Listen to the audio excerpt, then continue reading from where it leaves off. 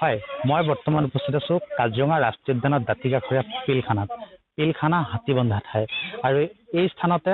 আমি এটা নতুন দৃশ্য দেখুৱাবলৈ যত্ন কৰিছো আচলতে কণমানি এটি হাতী পোৱালি বানৰ যি বিভীষিকা সেই বিভীষিকাৰ মাজতে জন্ম লাভ কৰিছে কণমানি হাতী পোৱালি আমি হাতী পোৱালিৰ দৃশ্য দেখুৱাইছো এয়া হলগে কণমানি হাতী পোৱালি আৰু দুগ্ধ পান কৰি আছে আমি সমগ্ৰ দৃশ্য দেখুৱাইছো কাজিৰঙা ৰাষ্ট্ৰীয় উদ্যানৰ বানৰ যি বিভীষিকা সেই বিভীষিকাৰ মাজতে জন্ম লাভ কৰা এই হাতী পোৱালিটো ৰুক্মিণী নামৰ মাতৃগৰাকীৰ দুগ্ধপান কৰি আছে আমি সমগ্ৰ দৃশ্য এই মুহূৰ্তত আমি দেখুৱাবলৈ যত্ন কৰিছো কাজিৰঙা ৰাষ্ট্ৰীয় উদ্যানৰ বিভিন্ন বিষয়ত জড়িত হৈ আছিলে এই ৰুক্মিণী আৰু ৰুক্মিণীক আলপৈচান ধৰিছে মাউত বিদুলে আৰু আমি বিদুলৰ সৈতে আমি কথা পাতিম মাউত গৰাকীৰ সৈতে কথা পাতিম আমি দুগ্ধপানৰ দৃশ্য দেখুৱাই আছো এই মুহূৰ্তত পোনপটীয়া সম্প্ৰচাৰত সমগ্ৰ দৃশ্য দেখুৱাবলৈ যত্ন কৰিছো এয়া দুগ্ধপান কৰিছে কণমানি হাতী পোৱালি আৰু এতিয়ালৈকে নামাকৰণ কৰাই হোৱা নাই হাতী পোৱালিটো আৰু দুগ্ধপান এই ধৰণে দুগ্ধপান কৰিছে এতিয়া আচলতে মাতৃ দুগ্ধৰে নিজৰ আচলতে মাতৃ দুগ্ধ পান কৰিছে আৰু মাতৃ দুগ্ধই একমাত্ৰ খাদ্য হিচাপে গ্ৰহণ কৰিছে আমি সেই সন্দৰ্ভত আমি কথা পাতিছো মাউতৰ সৈতে মাউতে আমাক বিভিন্ন বিষয় ইতিমধ্যে স্পষ্ট কৰিছে আৰু তেখেতৰ সৈতে আমি অকণমান জানিব বিচাৰিছো তেখেতে আচলতে কি ক'ব বিচাৰে গোটেই কথাখিনি কি ক'ব বিচাৰে কেনেকৈ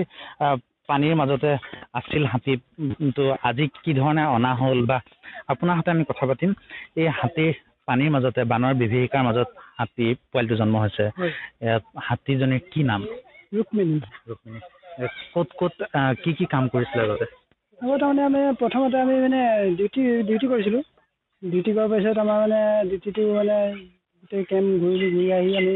কেম্পতে যিটো কেম্পত আছে সেইটো কেম্পতে থাকিলোঁ তাৰপিছত থাকি পেলাই মানে পানী হৈ গ'ল বানপানী হোৱাৰ পিছত মানে আমি অসুবিধা আমি জনালোঁ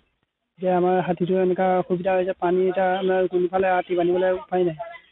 হাতীটো কি কৰোঁ বুলি কৈছে এতিয়া ক'লে হাতীটো ওলাই আনা বাহিৰলৈ আনিব লাগে পিছত অসুবিধা হ'ব সোনকালে ওলাই আনা হাতীটো আমি হাতীটো লৈ আহিলোঁ অলৰেডি ইয়াত আনি তাৰপিছত ইয়াত এদিন থাকি পেলাই আমাৰ তেতিয়া আমি কৈছে হাতী যাব লাগিব তাতে মানে তাত ডিউটি হাতী নাই তাত ডিউটি কৰিব লাগিব তাতে হাতী মানে হালিবাৰী পাহাৰ কেম্পত থাকি মানে কেইদিনমান থাকি আৰু তাতে পোৱালি যায় কেই নম্বৰ পোৱালি এইটো 5 নম্বৰ পোৱালি 5 নম্বৰ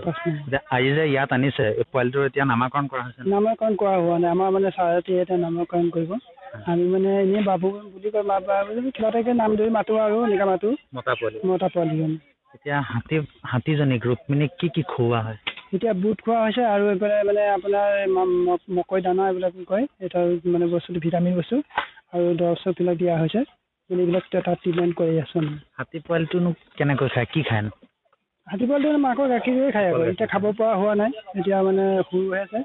এতিয়া মানে খাব পৰা যেতিয়া হ'ব তেতিয়াহে খাব পাৰিব মানে গাখীৰ এতিয়া যি সময়ত উদ্যান চালু হৈ আছিলে চলি আছিলে তেতিয়া এইজনী ৰুক্মিণী চিঠিটো যথেষ্ট পৰ্যটক উঠিছিলে চাগে ন পৰ্যটক কৰিছিলে হয় আগতে চাফাৰী কৰিছিল তেতিয়া মানে আমাৰ তেতিয়া মানে বস্তুটো হাতীটো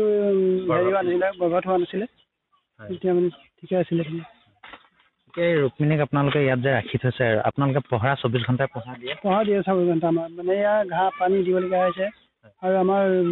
ডিপাৰ্টমেণ্টৰ ফালৰ পৰা আমাক মানে সহায় কৰি আছে ঘাঁহ পানী চব দিয়া হৈছে আকৌ এতিয়া আমাৰ জীপ চাফাৰী সন্থা কালি দি থৈ গৈছে আমাক এনেকৈ দি থাকিম বুলি কৈছে জীপ চাফাৰী সন্থাই সহায় কৰিছে বহুত কিছু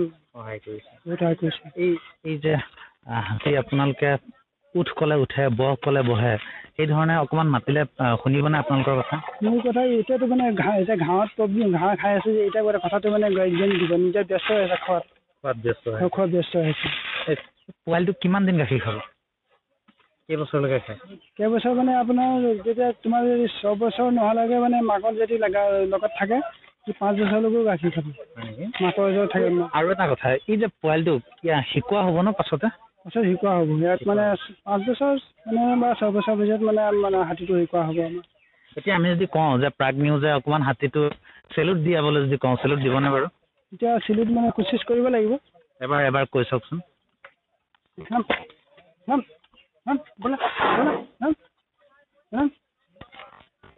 অকণমান আমাৰ এইফালে কেমেৰা ফালে ঘূৰাই দিয়ক